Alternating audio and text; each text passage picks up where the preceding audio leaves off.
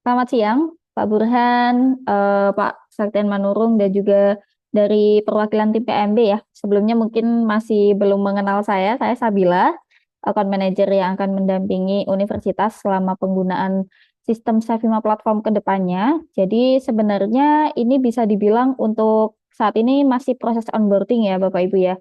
Jadi sebenarnya kalau alur ideal itu kita harus melakukan kick-off meeting terlebih dahulu untuk membahas permasalahan, kemudian membahas timeline kegiatan di perguruan tinggi, tapi karena kemarin saya baru dikabarkan gitu ya bahwa ternyata ini kampus mau libur panjang sampai tahun depan ya Bapak Ibu ya, dan harapannya selama masa libur ini sudah ada link pendaftaran agar nanti tidak menghambat proses PMB yang ada di kampus.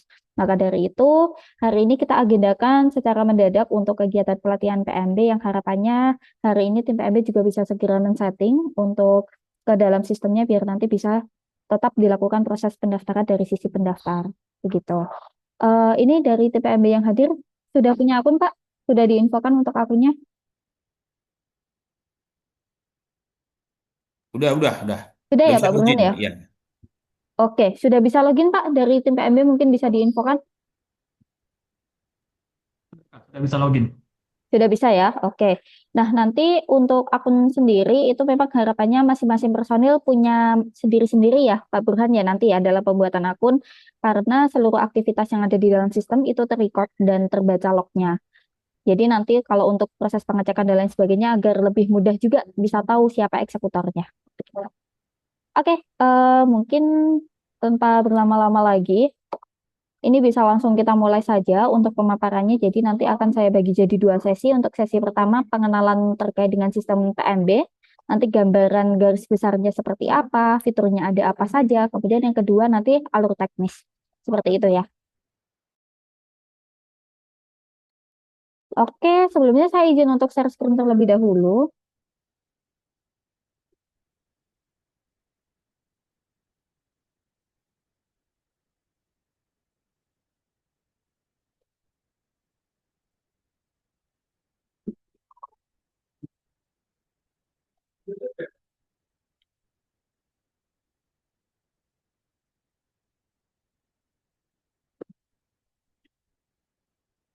Oke, halaman share screen saya sudah tampil.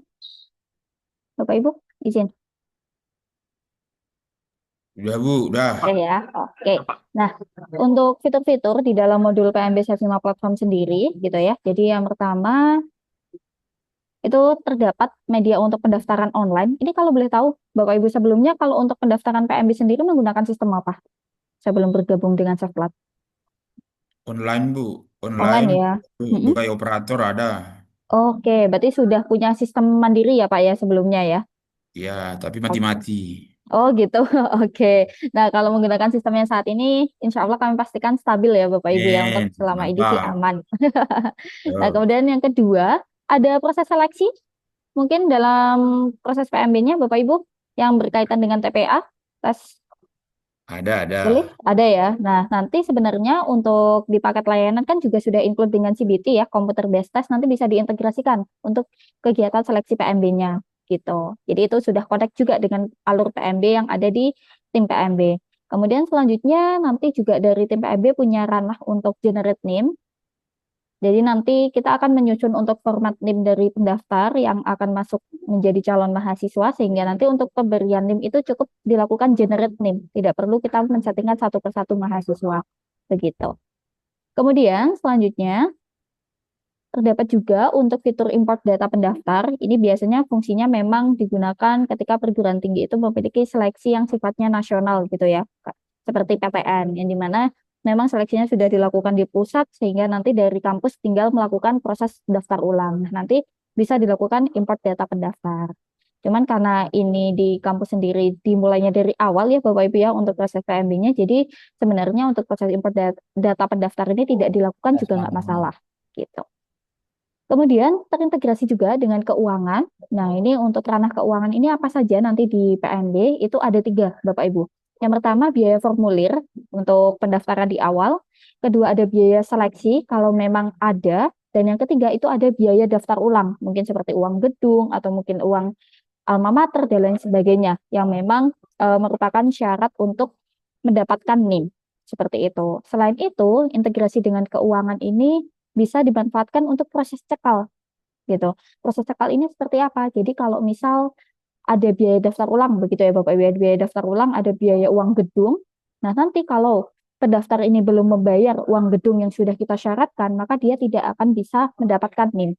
Begitu. Jadi nanti cekal keuangan ini selain nanti berlaku untuk akademik yang proses KRS, UTS, UAS, nanti juga ada ke proses PMB yaitu di daftar ulang. Begitu. Oke, mungkin dari fitur kurang lebih seperti itu ya Bapak Ibu ya untuk fitur-fitur PMB di dalam sistem Savima Platform. Nah, ini selanjutnya saya jelaskan untuk alur garis besar proses PMB yang ada di dalam sistem Savima Platform. Gitu. Yang pertama, jadi nanti pasti ranahnya dari admin PMB terlebih dahulu men-settingkan jalur pendaftaran. Gitu. Jadi jalur pendaftaran ini kalau di dalam sistem Savima Platform namanya periode pendaftaran. Ya, di mana di dalam periode pendaftaran ini ada informasi gelombang, ada informasi jalur pendaftaran, ada informasi sistem kuliah, dan juga jadwal pendaftarannya kapan saja, syaratnya apa saja, dan lain sebagainya. Itu semua akan kita gabung dalam periode pendaftaran. Setelah itu, nah baru ketika sudah waktunya untuk pendaftaran dibuka, pendaftar itu bisa memilih prodi dan juga jalur pendaftaran apa yang ingin didaftar gitu ya, yang ingin didaftar oleh dari sisi pendaftar. Setelah memilih jalur pendaftaran, kemudian nanti diarahkan untuk membayar formulir. Jadi ketika memilih jalur pendaftaran itu dari sisi pendaftar ada proses pengisian biodata singkat.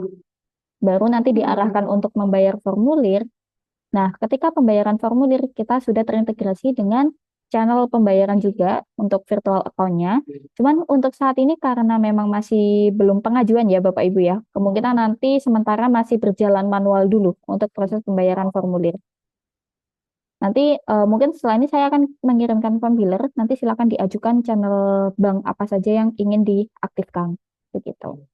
Atau nanti juga bisa input pembayaran manual, semisal pembayaran virtual account-nya masih belum aktif, gitu.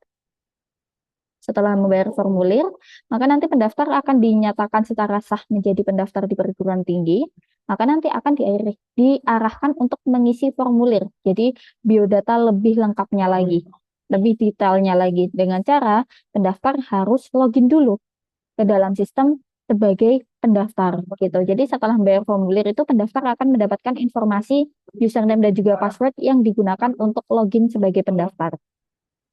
Gitu. Setelah mengisi formulir, baru nanti ketika ada proses seleksi, pendaftar bisa melaksanakan seleksi terlebih dahulu, gitu ya. Nah, di sini untuk seleksi kita ada dengan CBT atau mungkin mau diinputkan nilai langsung, gitu. Setelah itu, nanti ada pengumuman kelulusan, apakah lolos atau tidak dari serangkaian seleksinya. Setelah pengumuman kelulusan, baru nanti ada proses daftar ulang.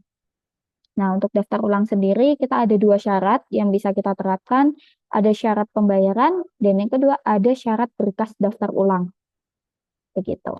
Baru nanti setelah daftar ulang, pendaftar sudah selesai melakukan daftar ulang, baru kita bisa melakukan generate NIM. Jadi kita berikan informasi data NIM kepada calon mahasiswa, setelah itu baru kita generatekan jadi mahasiswa. Nah, ketika proses generate mahasiswa, ini adalah proses mengirimkan data pendaftar yang sudah memiliki NIM ke akademik. Jadi kita sudah terintegrasi ya dengan data akademik. Jadi tim akademik itu tidak perlu melakukan pendataan mahasiswa. Tinggal cukup menerima data dari PMB saja. Begitu. Mungkin dari serangkaian fitur dan juga alur yang sudah saya jelaskan, ada pertanyaan?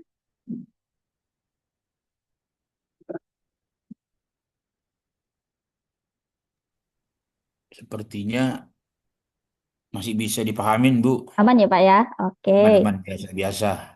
siap. Sebenarnya kalau dari segi alur sama ya Bapak Ibu ya, tidak ada proses yang berbeda ya dengan yang ada di kampus ya. Standar-standar, ya, ya. Siap. Oke, nah kalau memang sudah aman, mungkin selanjutnya kita bisa langsung ke proses teknis saja. Jadi nanti mungkin tim PMB juga bisa sambil mencoba ya untuk praktek sekalian agar nanti setelah pelatihan ini juga tinggal melengkapi data-datanya saja gitu. Sudah paham betul alurnya, tinggal melengkapi datanya. Nah, nanti dari tim PMB sendiri ketika sudah berhasil login, sudah ganti password dan juga verifikasi email, nanti akan diarahkan ke halaman daftar modul. Seperti ini ya. Cuman memang modul yang saya tampilkan ini mungkin tampilannya akan berbeda dengan tim PMB, karena kalau tim PMB modul yang diberikan pastinya sudah disesuaikan ya dengan tugasnya masing-masing gitu. Nah, ini karena saya loginnya sebagai admin support, jadi lengkap semua modul sama seperti aksesnya Pak Burhan, yaitu admin perguruan tinggi. Nah, ini saya akses untuk SIM PMB. Nah, di sini nanti muncul untuk role-nya. Kalau misal Bapak Ibu ternyata ada lebih dari satu role gitu ya, itu sebenarnya cukup dengan satu akun. Nanti di sini akan muncul list role-nya sebagai apa saja. Tinggal disesuaikan. Mau login, mungkin yang jadi banyak contoh itu misal dosen dan kaprodi kayak gitu. Jadi nanti di SIM akademik sebelah kanan ini ada akses sebagai dosen, ada pilihan juga sebagai kaprodi. Begitu. Nah, ini kita akses dulu untuk modul PMB-nya, nanti akan diarahkan ke halaman dashboard. Nah, seperti ini untuk dashboard di PMB sendiri. Nah, mungkin ini saya menjelaskan ya halaman dashboard-nya ini nanti fungsinya pastinya kita untuk memonitoring progres dari PMB yang sudah berjalan gitu ya, berdasarkan periode yang sudah kita pilih. Begitu. Cuman kalau diperhatikan di sini periode yang tampil itu terakhir 2022 genap. Kenapa? Karena memang saat ini kondisinya Bapak Ibu di dalam sistem Savima Platform sama sekali masih belum ada data selain data unit dan prodi yang kemarin kita migrasikan. Begitu. Kenapa? Karena sebenarnya untuk proses migrasi data kita lebih merekomendasikan nanti bisa dari backup Neofeeder atau mungkin dari database yang sudah dimiliki oleh kampus gitu ya. Nah, nanti gimana Mbak? Kan kita mau membuka periode 2026 ganjil gitu ya. Untuk penambahan data periode ini, itu nanti ranahnya ada di Pak Burhan selaku admin perguruan tinggi. Seperti itu. Nah, mungkin sebelum saya jelaskan lebih lanjut untuk PMB, nah ini saya jelaskan dulu bagaimana untuk cara menambahkan periode di dalam sistem Savima Platform. Mungkin nanti bisa diikuti ya oleh Pak Burhan ya Pak ya. Nah, nanti ini saya kembali dulu ke daftar modul di sini. Nanti untuk penambahan periode sendiri itu ada di modul akademik, Pak. Di modul akademik, ini saya buka dulu. Kemudian kita ke menu perkuliahan. Setelah menu perkuliahan, di sini kita ke menu data kelas. Ke data kelas, kemudian tahun ajaran. Saya ulangi lagi ya. Untuk menunya ada di perkuliahan, data kelas, kemudian tahun ajaran. Nah, di sini kan terakhir tahunnya masih 2022, Pak. Nah, ini karena untuk kebutuhan pembukaan 2026, nanti silakan bisa ditambah tahunnya 2026, kemudian nama tahunnya 2026/2027. Gitu. Nah, setelah sudah ditambahkan tahun ajarannya, setelah itu baru kita menyusun data periode akademiknya yang ganjil dan genap. Gitu.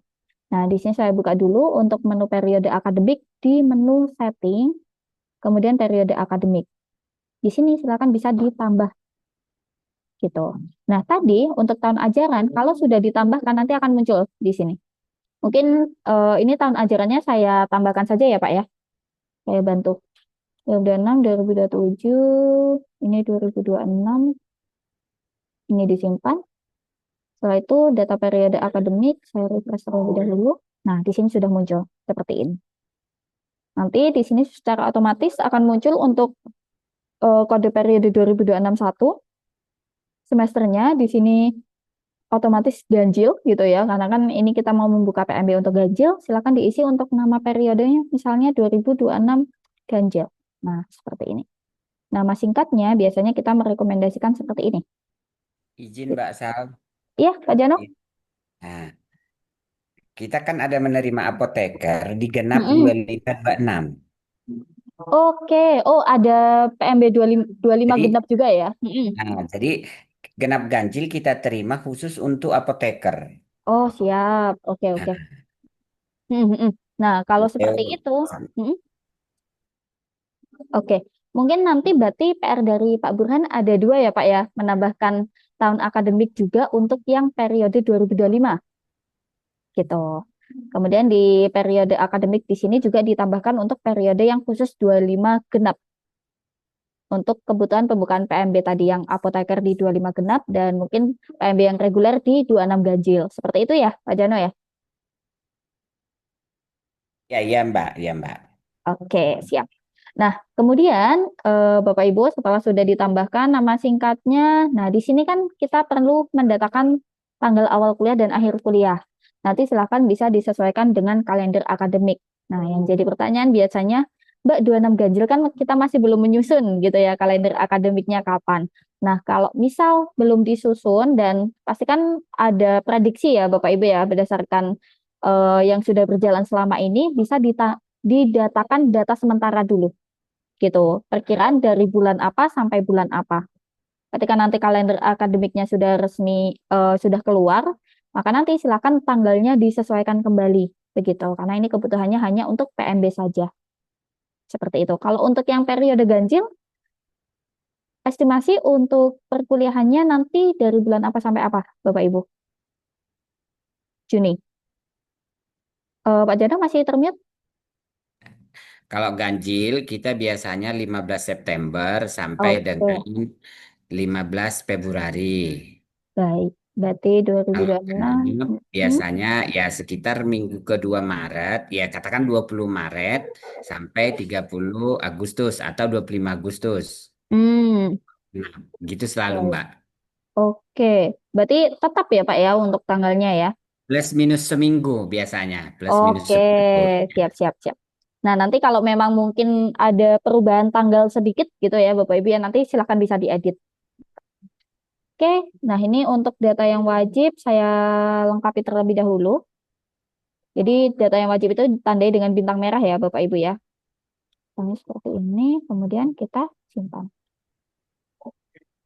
Nah, ini ada sedikit pertanyaan Mbak. Boleh Pak Kembali ke Jana? jumlah. Nah, Mm-mm, gini Mbak, kita kan ada beberapa kelas. Jujur ini mm-mm, kan karena Serima udah tim kita lah ini kan, bisa lah buka betul, dapur nih. Kita kan nanti data dari Sepi Masyarakat ini kan akan kita tarik ke feeder mempermudah. betul. Mm-mm, Ya, mm-mm, tetapi karena jumlah kelas kita, jumlah mahasiswa dalam satu kelas kadang-kadang kan kurang dari 20.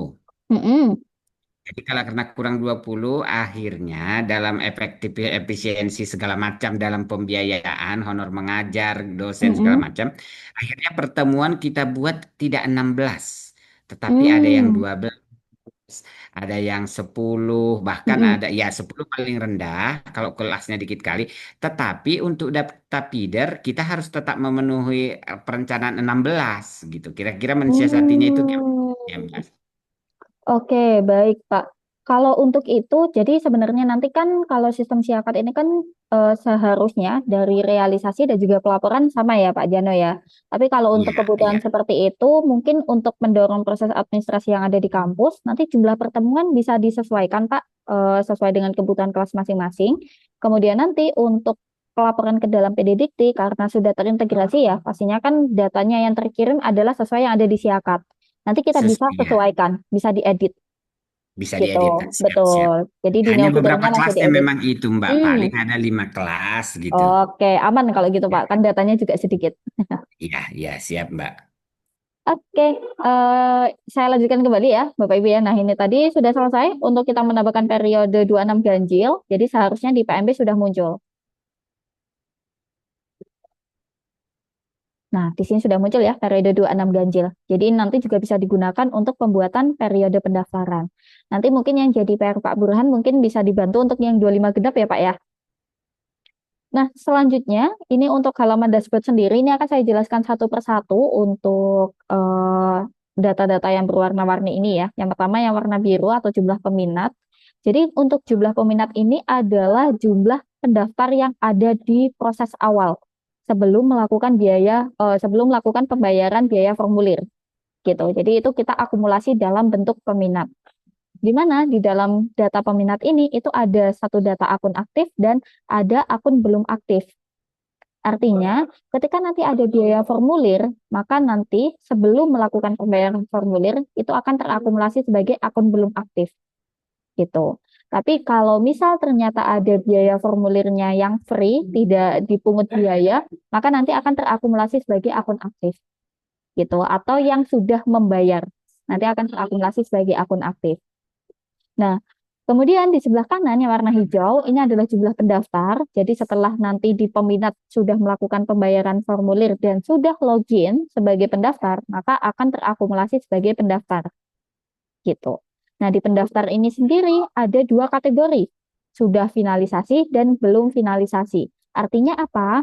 Kalau sudah finalisasi, artinya pendaftar sudah mengumpulkan datanya, baik biodata, data diri, atau berkas gitu. Jadi sudah tidak bisa diedit lagi oleh pendaftar tersebut karena pendaftar tersebut bisa dibilang sudah mengumpulkan. Kalau belum finalisasi berarti masih proses melengkapi, Bapak Ibu. Jadi masih proses untuk melengkapi data diri dan juga upload berkas. Gitu. Kemudian sebelah kanan ini ada jumlah pendaftar diterima prodi. Jadi yang sudah selesai melaksanakan seleksi dan sudah dinyatakan diterima di prodi nanti akan terakumulasi di sini. Dan sebelah kanan ini adalah jumlah pendaftar yang melakukan daftar ulang. Jadi di sini ada informasi yang sudah daftar ulang dan juga yang belum. Jadi yang masuk terakumulasi ini adalah yang sudah masuk ke tahap daftar ulang. Dan nanti masih ada proses pembagian akumulasinya. Begitu. Kemudian di bawah sini juga ada data dalam bentuk statistik gitu ya. Mungkin nanti bisa dimanfaatkan untuk bahan diskusi lanjutan, misal untuk penentuan marketing kampus gitu ya, untuk strategi PMB dan lain sebagainya. Begitu. Dari halaman dashboard mungkin ada pertanyaan, silakan.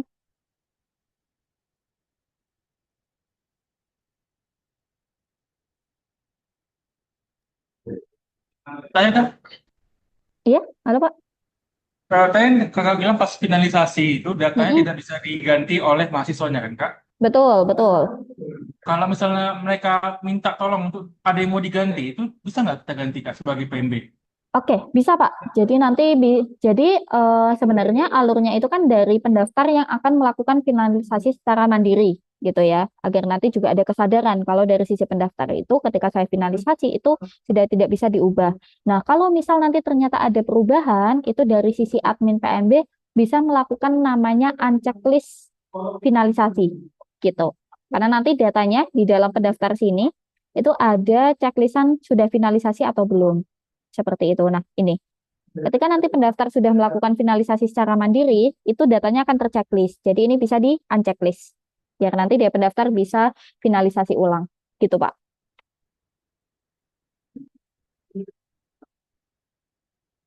Oke, sudah cukup menjawab ya. Nah, selanjutnya, kalau sudah, ini kita langsung ke proses pembuatan jalur pendaftaran ya, Bapak Ibu, atau periode pendaftaran kalau di dalam sistem Savima Platform. Nanti untuk menunya sendiri, itu ada di menu pengaturan, kemudian periode pendaftaran. Nah, nanti di sini tinggal dilakukan proses tambah data saja. Silakan ditambah. Kemudian di sini silakan diisikan untuk nama PMB-nya apa. Gitu. Kalau boleh tahu biasanya untuk PMB yang dibuka itu jalurnya apa saja, Pak?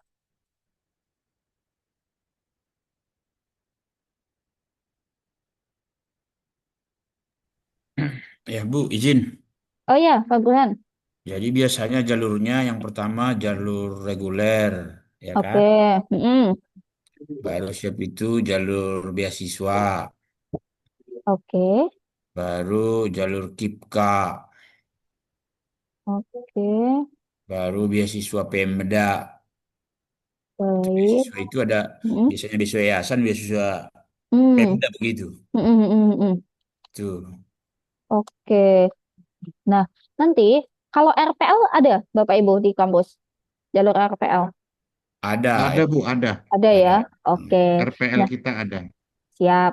Nah, di sini Bapak Ibu kalau kita perhatikan ini ada kita penentuan nama PMB, periode pendaftaran, gelombang, jalur, sistem kuliah dan juga status ya.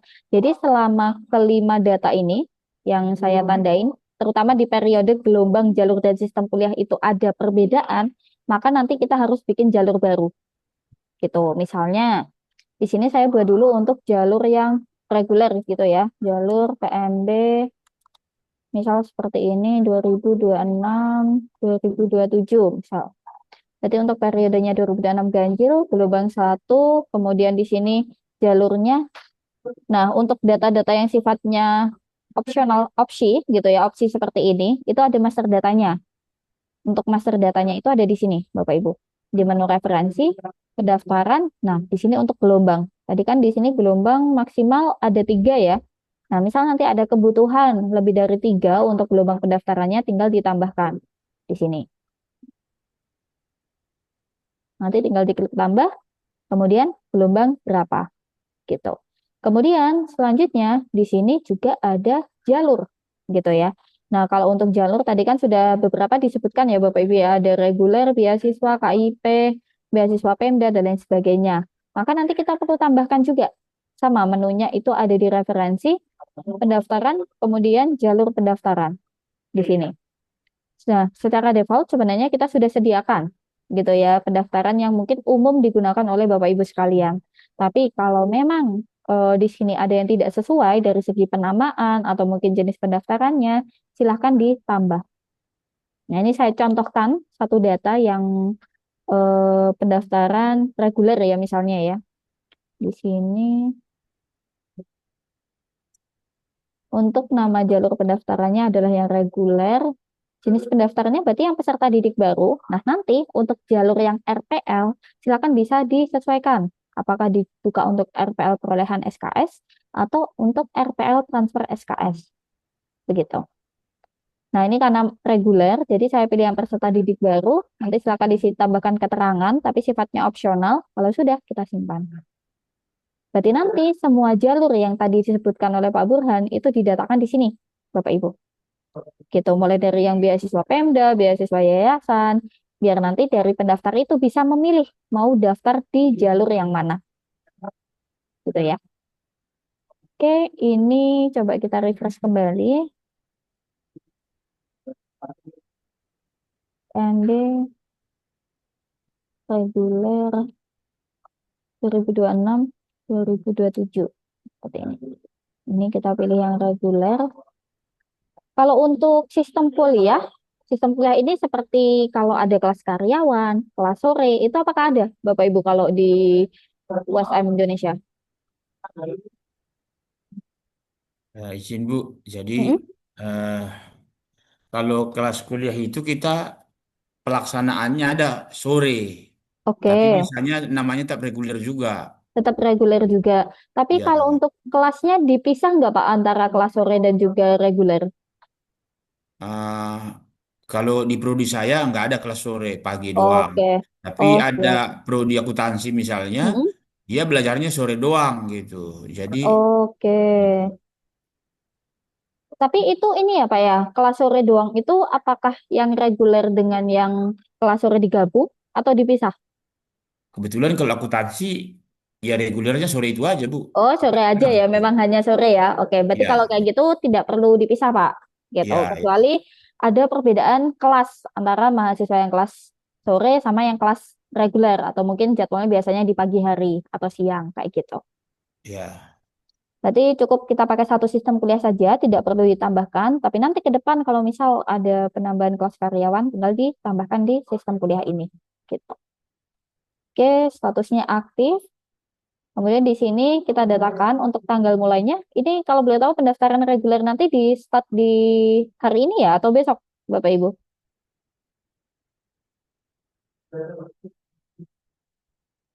Mungkin ini saya buat hari ini dulu ya, tanggal 20 ya, biar nanti bisa kita simulasikan juga untuk mekanisme pendaftarannya. Kemudian tanggal akhirnya silakan bisa ditentukan nanti tanggal akhir pendaftarannya hingga sampai tanggal berapa. Mungkin untuk saat ini saya buat sampai besok aja. Nanti silakan untuk data yang sudah saya buat bisa disesuaikan kembali. Kemudian di sini ada tanggal akhir finalisasi gitu. Jadi untuk tanggal akhir finalisasi ini adalah tanggal akhir pengumpulan data secara serentak dari sisi pendaftar. Biasanya kalau untuk tanggal akhir finalisasi itu kita merekomendasikan setelah tanggal akhir pendaftaran. Kenapa? Biar nanti ketika ada pendaftaran yang mungkin daftarnya di tanggal 21 Desember ini, ketika sudah tanggal akhir pendaftaran itu masih ada waktu untuk mengumpulkan data diri dan juga berkas, Bapak Ibu. Gitu. Kalau di kampus sendiri untuk mekanisme pendaftarannya itu ada timeline atau langsung diproses dalam 1 hari? Biasanya Bapak Ibu, selama ini untuk mekanisme PMB-nya.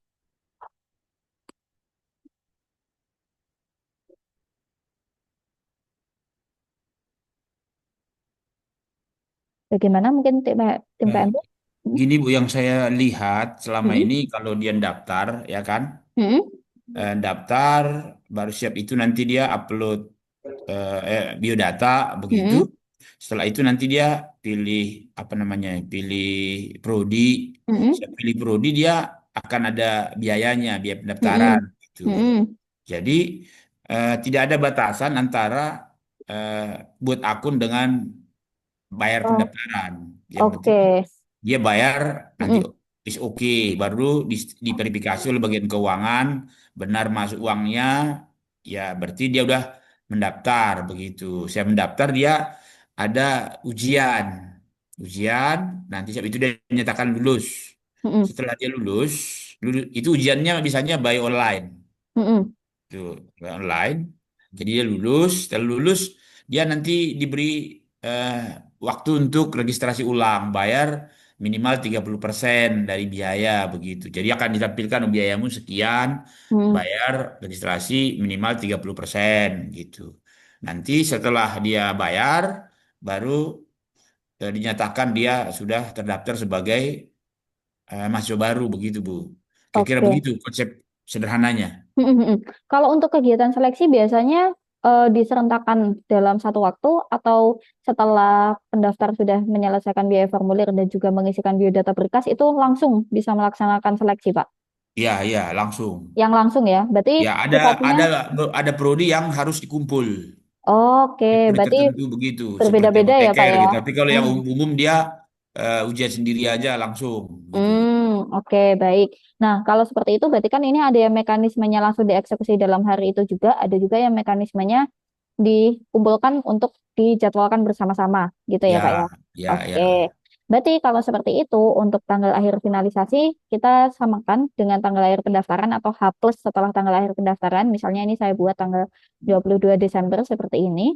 Kemudian untuk tanggal daftar ulang karena tadi ada mekanisme yang dalam satu hari langsung dieksekusi. Jadi kan bisa jadi kalau misal satu hari prosesnya selesai, pendaftar juga bisa melakukan daftar ulang di hari yang sama ya, Bapak Ibu ya. Nah, Nah, berarti nanti untuk tanggal awal daftar ulang ini kita buat tanggalnya sama dengan tanggal pendaftaran. Tanggal buka di pendaftarannya, berarti tanggal 20. Kemudian nanti tanggal akhir daftar ulangnya silahkan bisa disesuaikan. Berarti artinya harus H plus dari tanggal akhir finalisasi. Gitu. Misalnya saya buat tanggal 23. Seperti ini contohnya.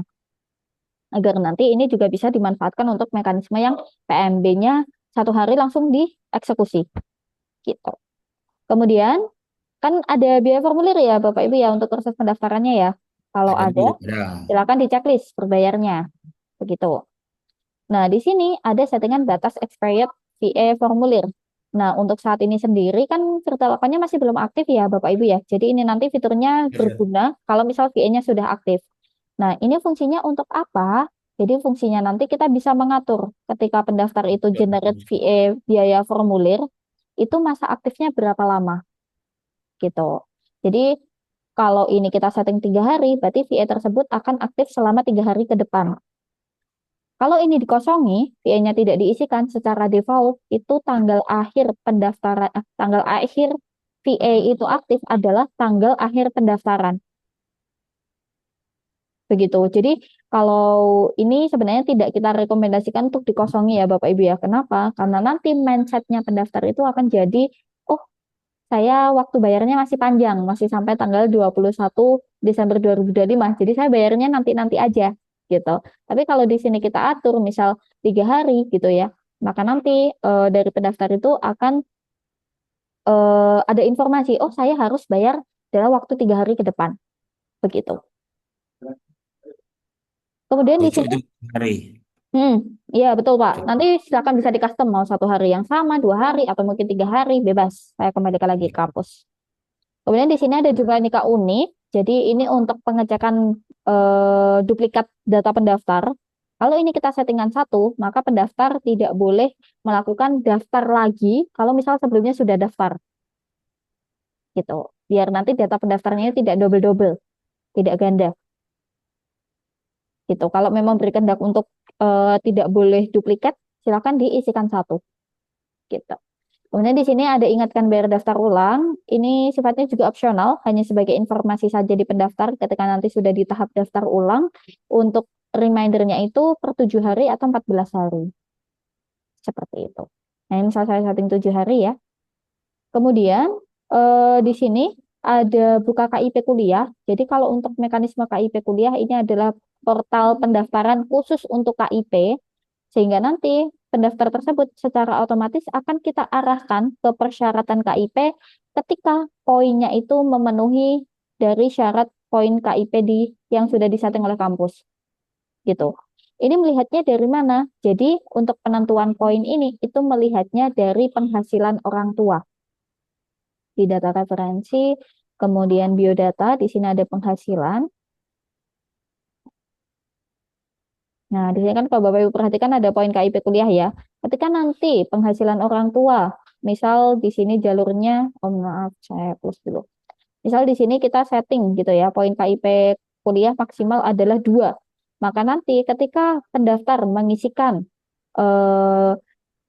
penghasilan orang tuanya, itu ternyata memenuhi di ketiga poin ini, maka dia secara otomatis akan diarahkan ke portal pendaftaran khusus KIP gitu. Tapi kalau ini biasanya nanti untuk pembedanya itu dari pendaftar yang mendapatkan poin KIP itu dia akan melengkapi berkas-berkas untuk syarat pemenuhan KIP, misalnya seperti foto rumah dan lain sebagainya. Tapi kalau memang di kampus punya proses alur tersendiri untuk KIP seperti mahasiswa reguler biasa, berarti tidak perlu memanfaatkan yang poin KIP ini. Begitu. Kemudian selanjutnya di sini kita juga ada format untuk kode pendaftar.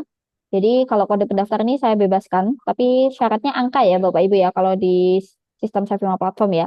Biasanya sih kita merekomendasikan berdasarkan informasi jalur pendaftaran.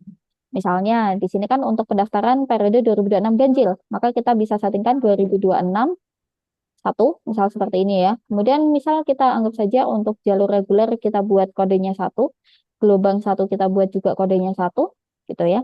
Kemudian sistem kuliahnya reguler kita juga buatkan 1. Kemudian di sini ada jumlah kode pendaftar, ini adalah nomor urut di belakang kode pendaftar. Misal saya pilih 3 gitu ya Bapak Ibu ya. Maka nanti pendaftar pertama yang akan mendaftar di portal PMB Kampus akan mendapatkan kode 20 26 10 10 10 1 003. 001, mohon maaf, 001. Seperti itu. Jadi maksimalnya adalah 999.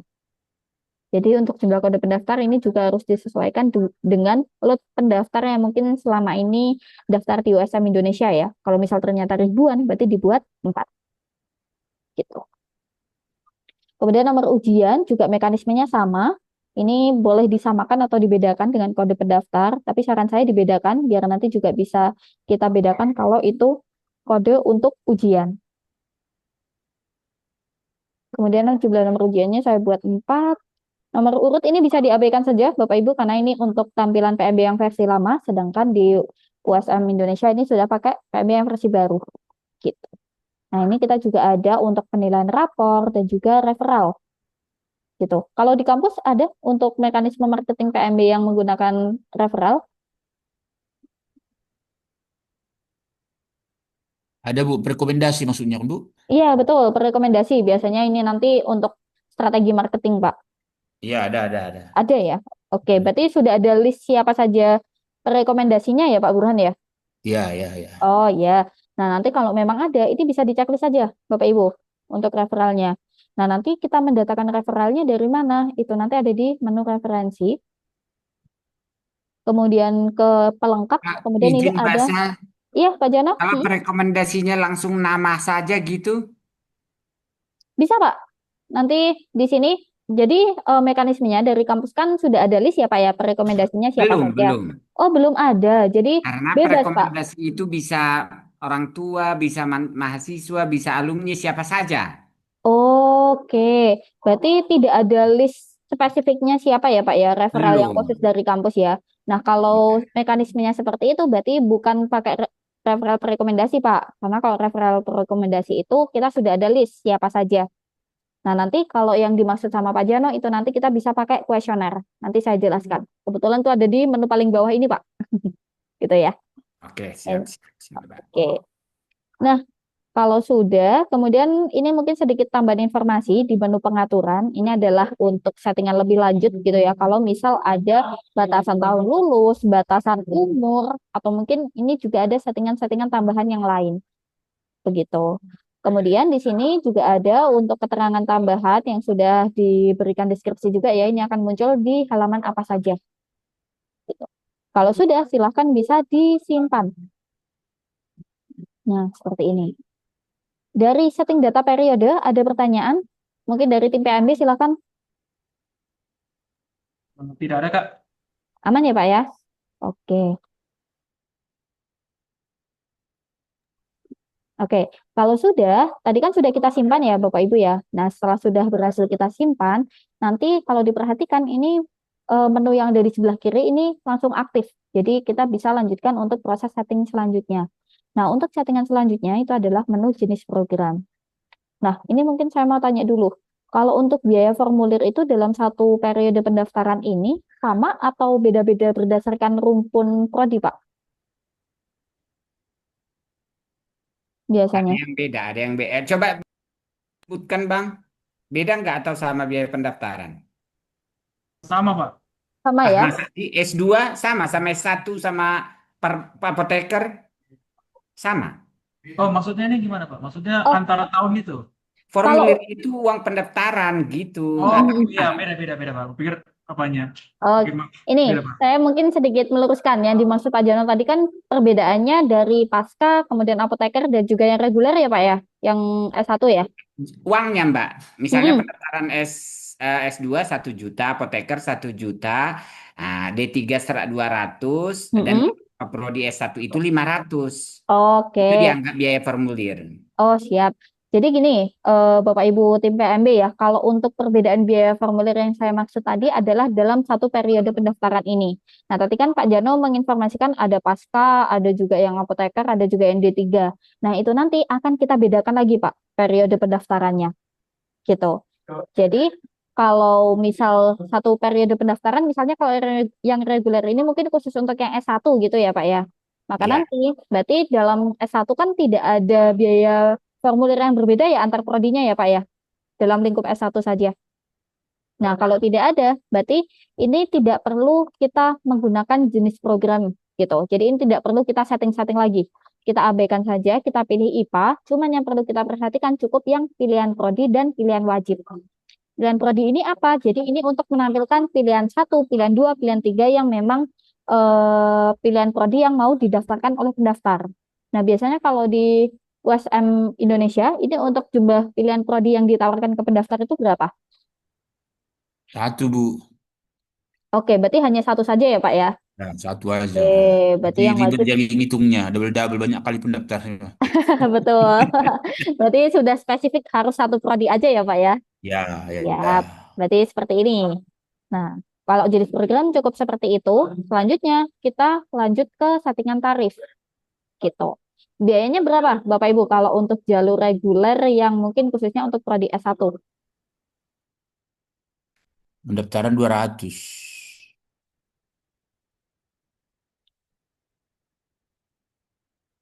Loh, Oke, 200 ya, Pak pendaftaran ya? ya.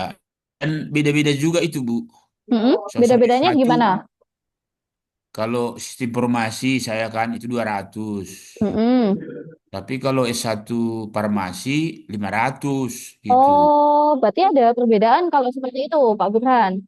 Nah, Oke, kalau begitu, karena tadi ada perbedaan, karena kan pasti untuk periode pendaftaran antara prodi farmasi dan juga untuk prodi yang lain dalam satu periode pendaftaran ya, dibukanya ya, ya. ya, Nah, ya. berarti nanti di sini kita butuh untuk dua jenis program, di mana di sini sama untuk jenis program yang satunya kita pakai yang IPS, kita pilih satu, kita simpan. Nah, seperti ini. Kemudian, di sini baru kita bedakan untuk tarif formulirnya. Untuk yang IPA, anggap saja adalah prodi yang apa saja tadi Pak perbedaannya? Prodi apa dan nominalnya berapa? Saya tidak hafal kali, Bu. Ada Oh, banyak itu. mungkin Tim dari PMB lah. tim PMB Nah, bisa bantu. Ini varian perbedaan biaya formulirnya itu ada berapa? Hmm. Kira Untuk varian perbedaan biaya formulirnya itu ada berapa, Pak? Kalau boleh tahu. itu ada banyak kita. Kita setiap prodi ada yang berbeda, ada yang sama. Oh, per masing-masing prodi ya, Pak ya, berarti ya, untuk Benar. perbedaannya ya. Oke, baik. Kalau untuk perbedaannya ini, berarti tidak bisa kita kelompokkan ya, Pak ya. Misal ada dua kelompok, yang satu 200.000, yang satu 500, itu tidak bisa ya. Tidak. Oke, baik. Berarti kalau untuk saat ini, Bapak Ibu, kalau di dalam sistem Saifima Platform sendiri, yang kita yang ada di dalam sistem Saifima Platform, kita masih bisa membedakan dalam dua kelompok, yaitu kelompok IPA dan juga IPS. Bentar, coba saya cek dulu ya. Untuk jenis program, apakah bisa ditambahkan? Oke, sebentar. Coba. Ini sambil kita coba ya, Bapak Ibu ya, kita tambahkan untuk jenis program yang lain. Misal ini tadi untuk perbedaannya prodi apa saja Pak? Ada berapa varian biasanya dalam satu pendaftaran?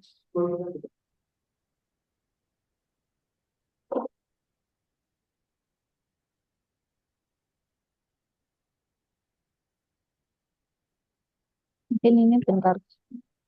Mungkin bisa dicontohkan tiga varian Pak untuk prodi apa saja dan nominalnya berapa? Contohnya ya, Kak ya. Contohnya dulu. Coba kita Prodi cek. Mm-mm, prodi farmasi Oke. itu contoh. Oke, udah. Farmasi, kemudian apa lagi Pak? Psikologi, Psikologi. Oke. Kemudian PGSD. PGSD ya. Ya. Nah, ini kita coba simulasikan ya Bapak Ibu ya. Oke, sudah. Berarti kita perlu ada tiga varian, misal seperti ini. Kita contohkan tiga varian dulu. Tarif formulirnya juga ada tiga varian. Kalau untuk farmasi ini berapa Pak biayanya?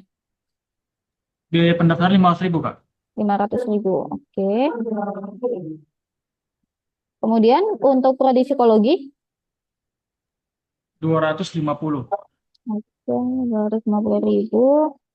Kemudian untuk prodi PGSD, 400.000, Kak. oke. Nah, ini kita contohkan dulu tiga varian ya.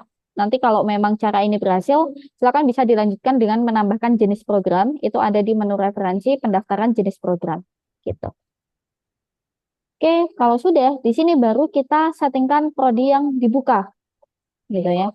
Tadi untuk prodinya sendiri, yang pertama tadi untuk jenis program farmasi, berarti ini untuk prodi farmasi. Apakah ada batasan kuota, Pak, untuk farmasi? Tidak, Kak. Tidak ya. Nah, kalau untuk kuota sendiri ini nanti sebenarnya akan berdampak ke pelaporan PDDikti untuk target jumlah mahasiswa baru. Begitu. Jadi mungkin nanti silakan bisa ditentukan saja karena nanti untuk kebutuhan pelaporan PDDikti. Kemudian kalau untuk grade ini biasanya digunakan untuk seleksi otomatis Bapak Ibu. Tapi kalau memang tidak ada boleh dikosongi karena sifatnya opsional. Nah, mungkin ini yang penting adalah prefix name gitu. Jadi kalau prefix name ini adalah untuk format name yang digunakan oleh calon mahasiswa yang akan diterima di USM Indonesia. Kalau untuk format name untuk prodi farmasi, apakah ada Bapak Ibu? Mungkin ada yang mengetahui nanti untuk mahasiswa baru calon di 26 Ganjil.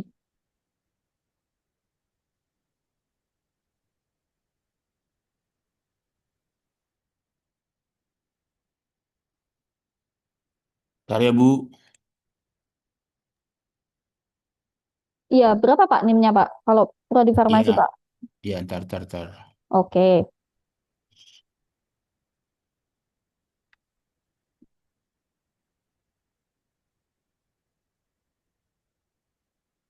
Farmasi itu NIM-nya tahun masuk 25 misalnya, 26 lah, 26. Berarti 26 ya Pak ya?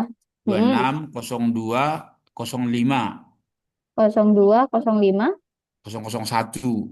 001 ini berarti nomor urut ya Pak ya? Ya, jadi Oh, oke. cara memberi NIM itu di Sari Mutiara tahun masuk, Mm-mm. kode fakultas, Mm-mm. kode prodi, baru nomor urut. Oke, berarti nanti untuk nomor urutnya bisa disettingkan di sini ya Pak ya. Berarti 3 digit di belakang format NIM ya. Boleh, boleh ya. Oke. Kemudian pilihan satu saya checklist sebaran asal pendaftar. Nah, ini kalau misal nanti mau ditambahkan, misal ada paket C gitu ya biasanya. Nah, itu nanti bisa ditambahkan Bapak Ibu untuk sebaran asal pendaftar ini di menu referensi, kemudian pendidikan. Nah, di sini bisa dipilih yang jenis institusi. Ini yang SMA, SMK, sederajat. Nah, nanti tinggal ditambahkan yang paket C. Begitu. Nah, ini kita pakai dulu yang sudah ada. Ini coba saya simpan. Kemudian baru kita lanjutkan ke data prodi yang lain. Ini sampelnya kita buat 3 prodi ya, sesuai dengan jenis program yang sudah kita tambahkan tadi. Farmasi, psikologi. Kalau psikologi, NIM-nya berapa Pak formatnya Pak? Daftar. 26. Kemudian kode fakultas. Harbu. Oke, aman Pak. Psikologi itu 260206 Oke, sama ya untuk 001. Ya. 3. Oke. Ya, itu dalam satu fakultas itu dengan farmasi. Makanya dia Oke. sama 02. Hmm. Nah, baru beda prodi 06. Kalau untuk yang PGSD Pak? PGSD.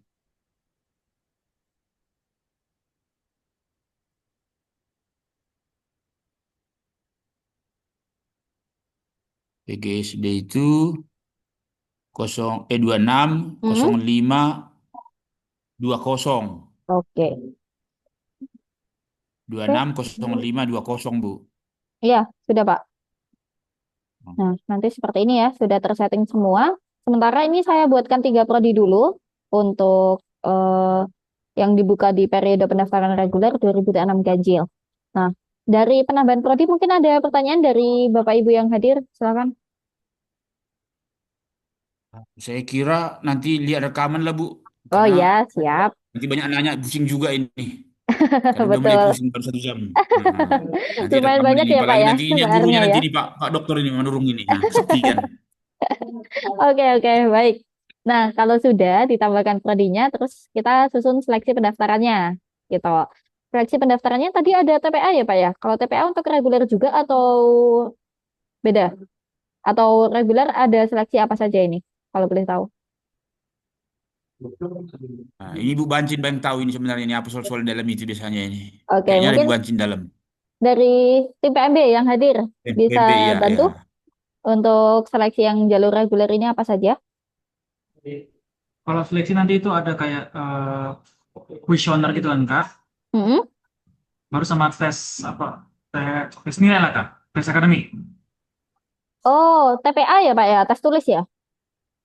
Iya, kayak Kayak bilang gitu ya? berganti. Oke, nah karena ada TPA, sebenarnya kita ada modul CBT sih Pak yang bisa terintegrasi sama PMB, nanti bisa dimanfaatkan untuk kegiatan seleksi itu tadi, gitu.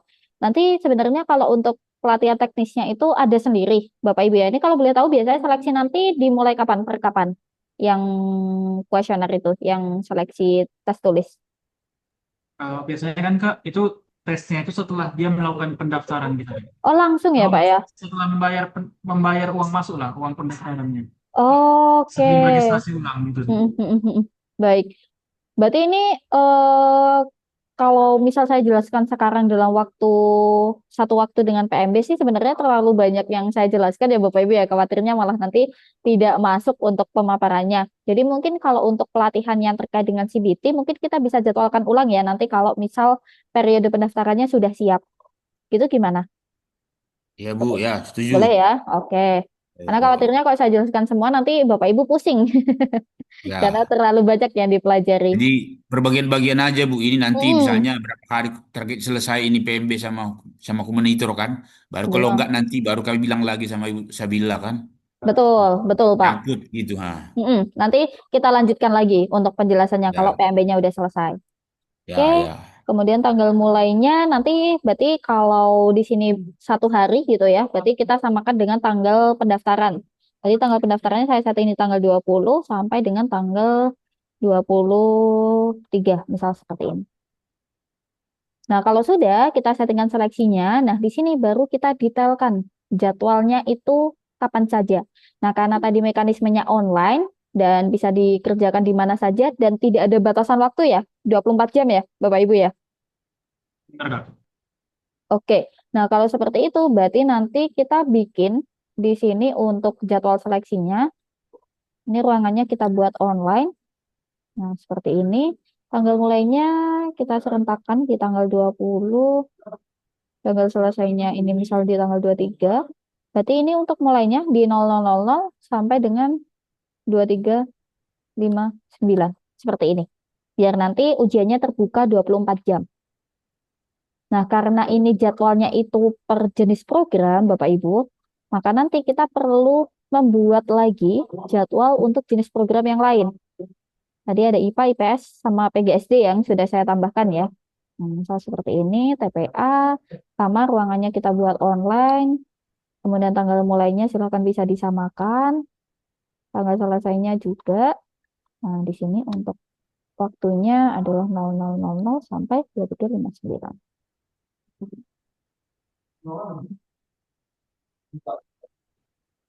Oke, simpan. Nah, nanti silakan bisa ditambahkan lagi untuk yang Oke. PGSD ya, Bapak Ibu ya. Nah, nanti secara otomatis ketika pendaftar sudah membayar biaya formulir dan melengkapi data diri berkas, kemudian sudah finalisasi, akan terdaftar sebagai peserta CBT. Begitu. Cuman memang untuk proses teknis CBT-nya masih belum saya jelaskan ya, Bapak Ibu ya. Nanti silakan bisa dikerjakan dulu untuk persiapan pembukaan jalur pendaftarannya. Kalau sudah ready, baru nanti kita jadwalkan untuk yang penjadwalan ujian CBT. Gitu. Nah, seleksi pendaftaran sudah kita tambahkan. Kalau sudah, nah ini sudah ada, maka selanjutnya kita ke syarat pendaftaran. Kalau untuk syarat pendaftaran, kita ada terbagi 4 kelompok. Ini sudah default, tidak bisa ditambahkan, tapi bisa kita custom, mau kita menggunakan yang mana saja. Kalau untuk administrasi, ini adalah syarat berkas di awal pendaftaran. Jadi setelah membayar biaya formulir, nanti berkas apa saja yang harus dilengkapi oleh pendaftar. Kalau bidik misi, ini sebenarnya penamaan versi lama ya Bapak Ibu ya, sekarang kan KIP. Nah, maka nanti bidik misi ini bisa digunakan untuk berkas-berkas yang termasuk dalam pendaftar KIP. Daftar ulang sesuai dengan namanya, berarti ini untuk berkas di tahapan daftar ulang. Kalau UKT berarti kemungkinan tidak digunakan oleh USM Indonesia karena kalau UKT ini biasanya digunakan untuk PTN yang menggunakan mekanisme kelompok UKT gitu. Kalau untuk syarat administrasi, biasanya apa saja Bapak Ibu syaratnya pendaftaran di awal?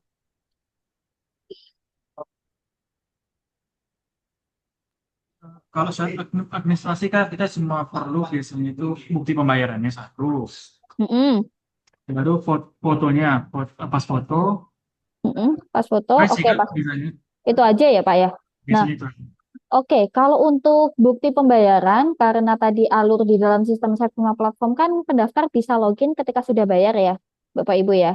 Berarti kan karena sekarang itu VA-nya masih belum aktif, jadi pembayarannya masih manual. Nah, untuk saat ini untuk konfirmasi proses pembayaran dilakukan manual dulu ya, Bapak Ibu ya. Nanti bisa disambungkan dengan kontak WA untuk PMB di USM Indonesia ini, gitu. Nanti saya tunjukkan gimana settingnya kontak WA dari tim PMB. Jadi nanti pendaftar bisa langsung menghubungi dari kontak WA tim PMB-nya untuk konfirmasi pembayarannya gitu.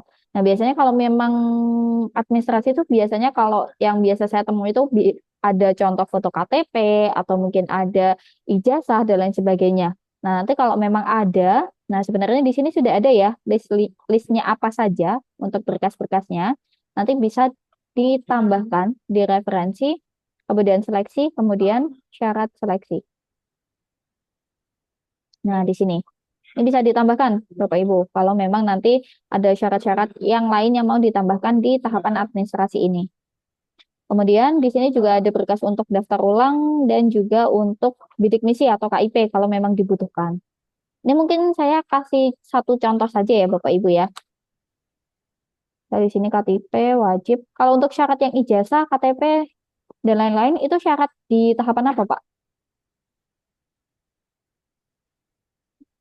Itu registrasi ulang biasanya itu, Bu. Oh, daftar ulang ya. Ya, Oke. kalau di awal-awal gak usah minta KTP lah. Oh, siap. Nah, pokoknya dia Berarti, daftar identitas, nama, tempat mm, tanggal lahir, nomor HP, email, baru bayar. Nah, jadilah itu. Nanti kalau oh, belum lengkap baru butuh nih apa nikan, baru butuhlah KTP, KK, apa namanya itu lagi, eh, rapor gitu. Oh, Nah gitu. siap. Oke, berarti untuk administrasi coba kita kosongin dulu, baru Ya didaftar ulang sederhana ya. aja dia. Ya, Ini saya wajibkan ada dokumen. Soalnya saya pakai 2 dokumen saja, sama kartu keluarga. Udah, kita simpan. Oke, nanti silakan bisa di-listkan untuk dokumen-dokumen yang dibutuhkan apa saja ya, Bapak Ibu ya. Nah, kalau sudah soal syarat pendaftaran, kita baru ke kuesioner yang tadi berkaitan dengan pertanyaan Pak Jano ya. Kalau misal rekomendasinya kita bebas, tidak ada spesifik siapa-siapanya, maka nanti kita bisa manfaatkan kuesioner ini, Bapak Ibu. Jadi ini untuk penambahan pertanyaannya ini kan masih kosong ya. Nah, ini menambahkan pertanyaan itu ada di menu pengaturan, mohon maaf, ada di menu referensi, kemudian pelengkap. Di sini ada pertanyaan kuesioner. Bentar. Oke, saya push dulu. Nah, nanti silakan bisa ditambahkan. Misal, dari mana Anda mengetahui informasi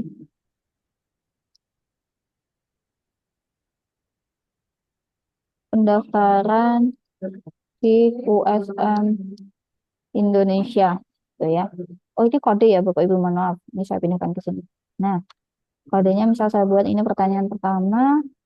Nah, nanti di sini kita bisa pilih untuk jenis jawabannya. Single answer itu berarti kita bisa pilih salah satu pilihan saja. Multiple answer berarti kita bisa memilih lebih dari satu pilihan. Kalau open question itu adalah isian gitu. Nah, kalau dari mana Anda mengetahui ini, biasanya kita rekomendasikan single answer. Baru nanti di sini kita tuliskan jawabannya. Misal dari orang tua. Seperti ini. Kemudian kita tambah lagi misal dari brosur. Kemudian kita buat lagi 2. Yang ketiga misal dari media sosial. Kita buat 3. Dan seterusnya. Kalau sudah, misal Mbak kita juga ada kebutuhan gitu ya. Ini pendaftarnya tahunya itu spesifik namanya siapa. Nah, karena itu sifatnya isian gitu ya, maka nanti bisa menambahkan pertanyaan baru dengan pilihan open question gitu. Jadi pendaftar bisa mengisikan secara bebas, fleksibel untuk jawaban dari pertanyaan tersebut. Begitu. Dari sini mungkin ada pertanyaan untuk sampai ke kuesioner, Bapak Ibu? ya, Bu, nanti pelajari ulang. Oke, siap. Nah, sebenarnya ini untuk setting persiapan PMB-nya sudah selesai gitu. Jadi setelah Ya, ini saya simulasikan dari sisi pendaftar. Nanti alurnya seperti apa. Jadi saya lanjutkan ya, Bapak Ibu ya. ya Bu, ya. Oke. Nah, nanti kalau tampilan dari sisi pendaftar itu ada di sini, di tanda rumah. Ini bisa diklik saja.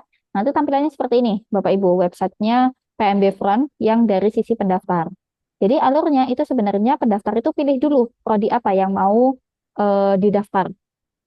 Gitu ya. Misal tadi yang sudah kita tambahkan jalurnya adalah dari prodi S1 farmasi. Nah, nanti dari prodi farmasi ini kalau kita lihat detail, nah itu akan diinformasikan untuk jalur pendaftarannya apa saja yang dibuka di prodi farmasi ini. Gitu. Kebetulan tadi yang sudah kita setting hanya jalur reguler saja, maka munculnya seperti ini. Ini kita tambah daftar sekarang. Kemudian kita cek ini informasinya, kemudian kita lanjutkan proses pendaftarannya. Nah, baru nanti di sini melengkapi data diri singkat Bapak Ibu ya. Ya, ya. Jadi ini adalah tahapan dari sisi peminat begitu. Ini saya lihat dulu pendaftar saya Imam misal.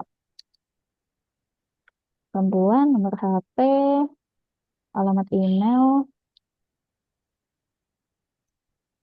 singkat seperti ini, tanggal lahir, 2008, tempat lahir, warga negara Indonesia, KTP, provinsi, Jawa Timur, kabupaten kota Surabaya, PIN sekolah SMA, MAN, ya,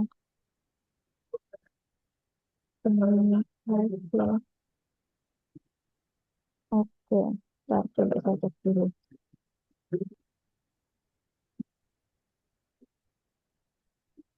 Jurusan IPA tahun lulus 2025.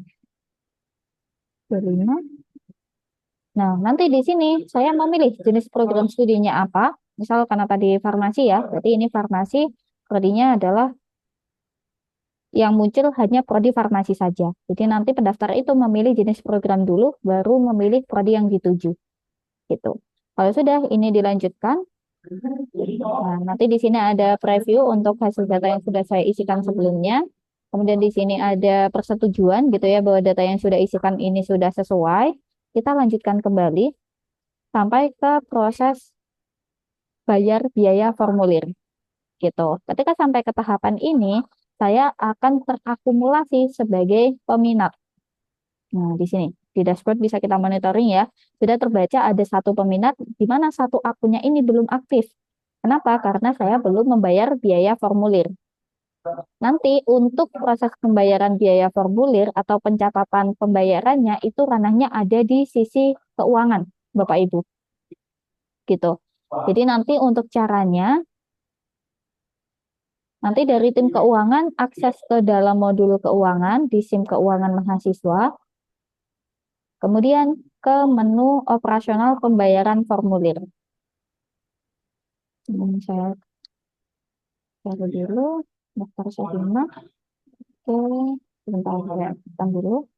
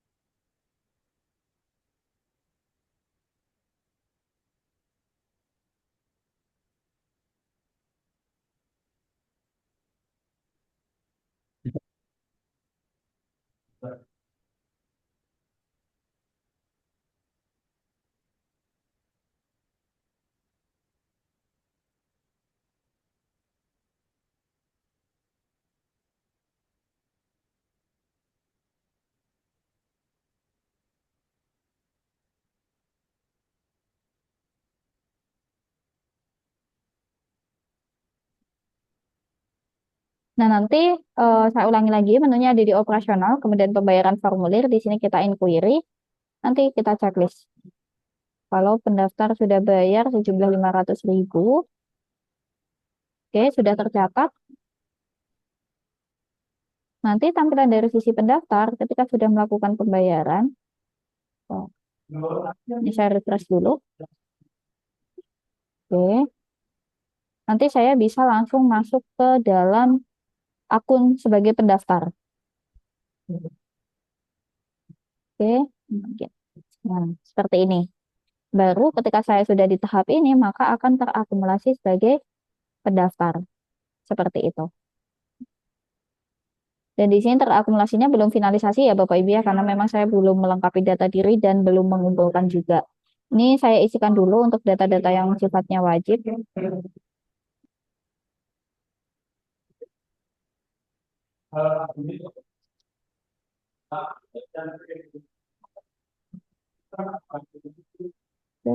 Tidak bekerja. Agama. Oke, alamat tidak ada yang wajib. Lanjutkan. Data orang tua.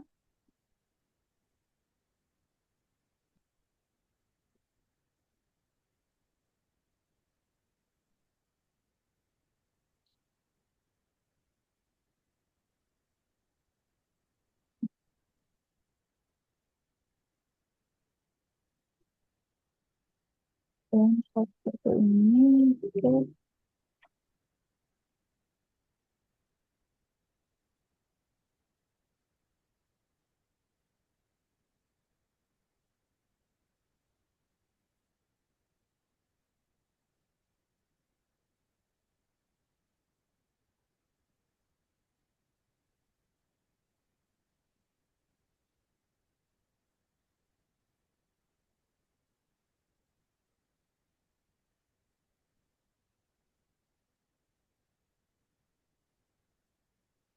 Kali.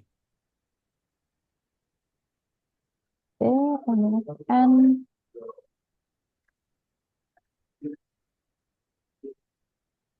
Dulu. Terus, 25. Oke. Lanjutkan. Oke. Nah, di sini nanti untuk foto berkas administrasi secara default kita sudah mewajibkan untuk upload pas foto terbaru ya, Bapak Ibu ya. Jadi nanti pendaftar tinggal upload saja untuk fotonya. Misal kita pakai foto yang ada aja ya Bapak Ibu ya. Misal seperti ini. Kemudian kalau sudah kita lanjutkan. Nah, setelah tadi sudah melengkapi biodata dan juga berkas, baru di sini akan diarahkan ke halaman pengumpulan data. Jadi ini adalah halaman finalisasi. Di halaman pengumpulan data ini ada kuesioner yang wajib diisikan oleh pendaftar gitu ya, yang tadi terkait dengan dari mana informasi pendaftaran dan siapa gitu ya. Kemudian di sini juga ada beberapa pernyataan untuk meyakinkan pendaftar bahwa berkas dan juga biodata yang sudah diisikan sebelumnya itu valid dan tidak ada perubahan. Kalau memang dirasa sudah valid, lengkap, dan tidak ada perubahan, maka pendaftar melakukan finalisasi data atau pengumpulan data. Nah, seperti ini. Kalau sudah seperti ini, saya sudah tidak bisa lagi mengubah berkas dan juga biodata. Begitu. Sampai di sini ada pertanyaan? Mantap. Aman ya? Oke. Nah, selanjutnya nanti di sini Bapak Ibu itu ada informasi untuk seleksi TPA. Tadi kan saya mendatakannya adalah seleksi TPA ya. Ketika nanti sudah terintegrasi dengan langsung dengan CBT, di bawahnya jadwal seleksi ini sebenarnya akan ada menu CBT gitu untuk langsung melaksanakan seleksi. Hanya saja karena kita pemaparannya belum sampai ke proses teknis CBT, jadi di sini masih belum muncul ya. Mungkin nanti di next agenda kita bisa jadwalkan untuk seleksi CBT-nya setelah Bapak Ibu dari tim PMB sudah selesai men-setting dari persiapan PMB. Begitu. Nah, kalau sudah sampai di tahapan seperti ini, berarti nanti kita kembali ke admin gitu ya untuk kita proses data pendaftarnya. Nah, untuk pemrosesan data pendaftar ini, saya merekomendasikan Bapak Ibu menggunakan fitur one day service. Karena kan tadi mekanismenya dalam 1 hari langsung dieksekusi ya. Jadi di one day service ini, saya tampilkan, itu sudah langsung ada alur trackingnya, Bapak Ibu. Karena kita masih ada satu pendaftar, ya di mana di sini kalau kita baca itu pendaftar tersebut masih di tahap pendaftar yang dimana informasinya harus atau perlu diverifikasi oleh tim PMB. Nah, kalau sampai tahapan seperti ini, tugas dari admin PMB adalah memvalidasi berkas yang diupload oleh pendaftar valid atau tidak, gitu. Karena tadi tidak ada syarat administrasi, hanya ada syarat pas foto saja.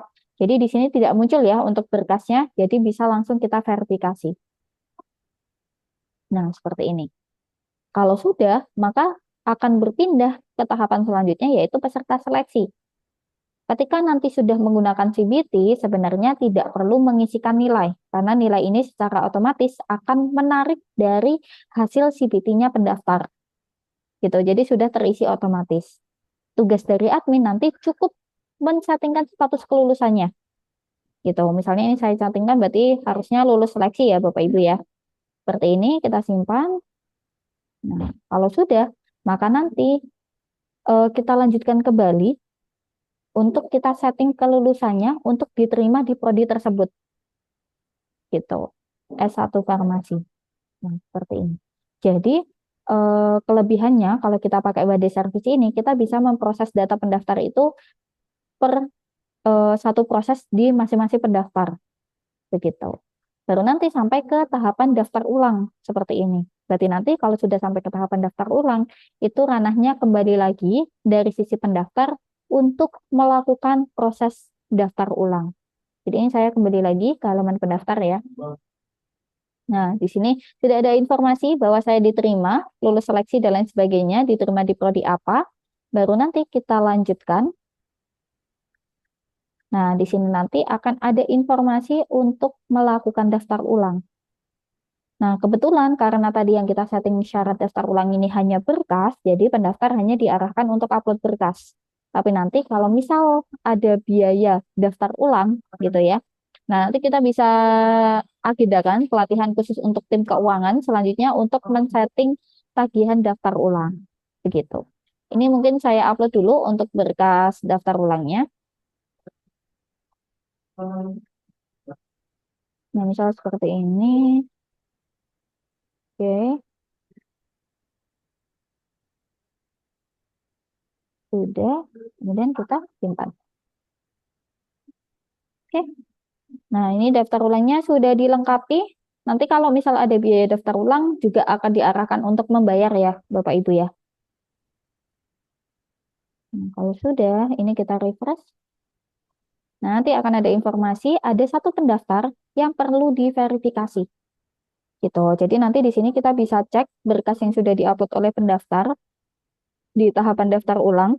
Tidak perlu di-download karena kita bisa langsung lihat saja di preview PDF-nya, contohnya seperti ini, gitu ya. Kalau sudah, baru di sini Bapak Ibu bisa setting dari hasil validasi berkasnya itu apakah diterima atau ternyata masih ada yang kurang jelas, gitu. Kalau misal dokumennya ternyata dirasa kurang jelas, bisa dipilih yang ditangguhkan, silakan diisi keterangannya, gitu. Misal dokumen salah atau mungkin dokumen kurang jelas, gitu. Jadi biar nanti dari pendaftar itu bisa edit dan upload ulang. Tapi kalau sudah diterima, maka nanti sudah tidak bisa diubah. Dan kita simpan. Sudah? Nah, ketika nanti tahapannya sudah sampai proses daftar ulang, sudah ada yang kita terima, sudah selesai proses daftar ulangnya, maka nanti di sini ada notifikasi untuk melanjutkan generate name. Ini tinggal kita klik saja tombol hijau yang ada di atas ini, atau ini nanti akan diarahkan ke menu kelulusan, generate atau generate mahasiswa gitu ya, ke menu kelulusan generate mahasiswa. Nah, nanti ada informasi pendaftar siapa saja yang sudah melakukan daftar ulang. Untuk pemberian NIM, karena tadi ada fitur generate NIM gitu ya, secara keseluruhan, maka nanti bisa langsung di checklist di tombol biru ini. Ini untuk keseluruhan. Tapi kalau mau satu persatu pendaftar, bisa di generate NIM per masing-masing pendaftar ini. Gitu. Nah, kalau sudah generate NIM, maka secara otomatis untuk pemberian NIM sudah kita berikan ke calon mahasiswa baru. Nanti tahapan terakhir setelah NIM sudah diberikan, kita kirim data pendaftar ini ke akademik dengan klik tombol hijau mahasiswa. Gitu. Tapi di sini notifikasinya gagal ya Bapak Ibu ya, karena memang seharusnya sebelum kita generate mahasiswa, ada satu setting yang dilakukan oleh akademik. Mungkin nanti bisa dibantu oleh tim akademik atau mungkin dibantu oleh Pak Burhan gitu ya yang punya akses ke dalam modul akademik untuk men-setting. Saya tunjukkan di dalam modul akademik itu di setting kemudian setting prodi. Kita perlu menentukan kurikulum baru untuk mahasiswa atau calon mahasiswa yang akan masuk ke akademik ini berapa untuk angkatan 2026. Karena nanti itu akan melekat di biodata mahasiswa, Bapak Ibu. Jadi di dalam biodata mahasiswa itu juga akan ada informasi tahun kurikulum yang ditempuh ketika proses perkuliahan. Kalau itu sudah disetting, maka nanti kita bisa kirimkan data pendaftar ini ke akademik sebagai mahasiswa. Seperti itu tahapannya, Bapak Ibu, secara keseluruhan. Mungkin dari sini ada pertanyaan? Sedikit Bu. Boleh, silakan Jadi Pak Burhan. apalah yang mau mungkin nanti bisa dibuat di WA aja atau di Mm-mm. apa. Saya sebagai admin PT apalah yang harus kukerjakan gitu. Oke. Eh, Secara list kecil, list sederhana, baru nanti tim PMB juga atau bersama tim PMB begitu. Baru nanti kira-kira itu setelah itu bahkan ibu bisa lihat nanti udah masuk atau enggak gitu kan. Baru nanti bisa Mm-mm. berlanjut gitu. Oke, siap. Berarti nanti mungkin setelah ini yang bisa saya kirimkan panduannya adalah dari ranah akademik ya untuk Pak Burhan ya untuk penambahan tahun ajaran tadi. Tapi kalau untuk Ya, PKMB mungkin bisa ditonton ulang dari record yang ya, saya ya, taruh jelaskan yang taruh di tadi, apa nanti taruh di gitu ya. grup biar Siap, bisa aman kita Pak. tengok. Hmm, Kak Senin kan hmm, udah dirubah ke berkantor. siap, Karena kantor udah tutup, jadi kita tengok-tengok nanti bisa kerjakan pelan-pelan ya kan, gitu. aman Pak. Oke, Ya, baik. Nah, nanti kalau mungkin dari Bapak Ibu ada pertanyaan atau kendala selama proses setting gitu ya, kita sebenarnya juga ada untuk panduan lengkap dari sistem Siakat ini. Nanti bisa akses namanya Knowledge Savima. Kalau Bapak Ibu ya cari itu seperti juga ini, nanti bisa di-share lah di grup mungkin biar, betul. ya, ya. Nah, nanti Terus, di sini, nah, ya itu yang kedua, yang ketiga Bu. mm-mm. Tadi eh apa namanya linknya pendaftaran itu mirip dengan itu ya, Sari Mutiara, Sepima, Cloud, Oh, SBMJ ini ya Pak begitu. ya. Ini udah permanen kah atau masih try out nih? Bisa diubah Pak. Ada ini domain dari kampus yang nanti kira-kira akan digunakan untuk proses pendaftaran mungkin mau custom. Domain kampus pun sekarang lagi error-errornya websitenya. Oh, lagi error ya, Pak ya. Oke. Kadang bagus. Mm-mm-mm. Kalau untuk itu, Pak, secara default memang kita sediakan yang ini, Pak. Oh gitu ya. sarimutiara.com/spmbfront. Tapi kalau misal Nah, nanti dari kampus punya domain khusus custom yang memang mau disesuaikan juga bisa. Jadi nanti kita ada dua oh, domain berarti sementara gitu. ke sini lah dia ya. Oh iya betul. Sementara karena SBMB belum Front itu disetting Bu ke ya. sini. Betul. Iya, Pak. Di situ nanti bisa melihat orang Mm, yang mau mendaftar. Ya, ya, ya. bisa. Front ya. Ya. Oke. Cukup dari saya Bu. Oke, mungkin dari Bapak Ibu yang lain silakan kalau ada pertanyaan.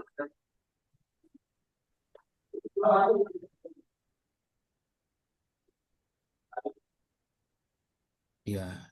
Kalau nggak ada, ya mungkin itulah dulu dari kami. Oke, Nanti Ibu tinggal buat aja di list apa yang harus kerjakan bersama siap-siap. tim. Nanti kalau udah kan saya lapor, bisa juga Ibu Mm-mm, cek ya kan mana mm-mm. kurang-kurangnya sesuai dengan prodi kami. Karena termasuk juga biaya-biaya itu memang tadi agak ribet itu. Ada yang 200, ada 250 gitu. Betul. Ya, itu Dan itu agak banyak harus itu. dibedakan itu Pak Ya jenis harus programnya. detail-detail ya, Mm-mm. ya, ya itu ya. Gitu Bu. Oke, baik. Nah, karena memang mungkin karena tadi Bapak Ibu juga masih belum praktek secara langsung ya, jadi kan masih belum ketemu nih kendalanya apa saja. Jadi nanti harapannya setelah pelatihan ini silakan bisa dicoba-coba, bahkan kalau mau sampai simulasi ke proses pendaftaran juga nggak masalah. Bapak Ibu nanti untuk data pendaftarnya akan kami bantu hapuskan. Begitu. Ya, ya, ya, ya. Oke, mungkin kalau dari saya juga cukup sampai di sini ya Bapak Ibu ya untuk pemaparan teknisnya. Mungkin nanti silakan tinggal dicoba-coba saja. Kalau ada kendala, ada beberapa opsi tadi untuk solusinya. Yang pertama, Bapak Ibu bisa pastikan coba baca-baca dari Knowledge Savima. Yang kedua, bisa ditanyakan ke grup WhatsApp yang dengan tim Savima. Atau yang ketiga, di dalam aplikasi Savima Platform, itu di pojok kanan bawah, itu ada helpdesk yang bisa dicek Bapak Ibu. Jadi itu akan standby dari Senin hingga Minggu gitu ya. Yang dimana itu nanti sampai jam 9 malam. Kalau untuk weekday, kalau untuk weekend itu sampai jam setengah 5 sore. Begitu. Silahkan nanti kalau misal dari saya agak slow respon ya Bapak Ibu ya, nanti bisa pakai second option yang di aplikasi. Mungkin itu saja kalau dari saya. Mungkin setelah ini untuk report dan juga panduan akan saya kirimkan. Silakan bisa dieksekusi dan semoga nanti untuk proses settingnya berjalan dengan lancar ya Bapak Ibu ya. Kalau ada kendala jangan Amin. sungkan-sungkan untuk tanya tim Savima. Siap, siap. Oke, mungkin itu saja ya Bapak Ibu ya. Kalau memang sudah tidak ada tambahan, izin untuk saya akhiri. Terima kasih banyak Bapak Ibu semuanya. Makasih Selamat Bu. sore. Makasih. Selamat sore. Izin saya end meeting. Yuk.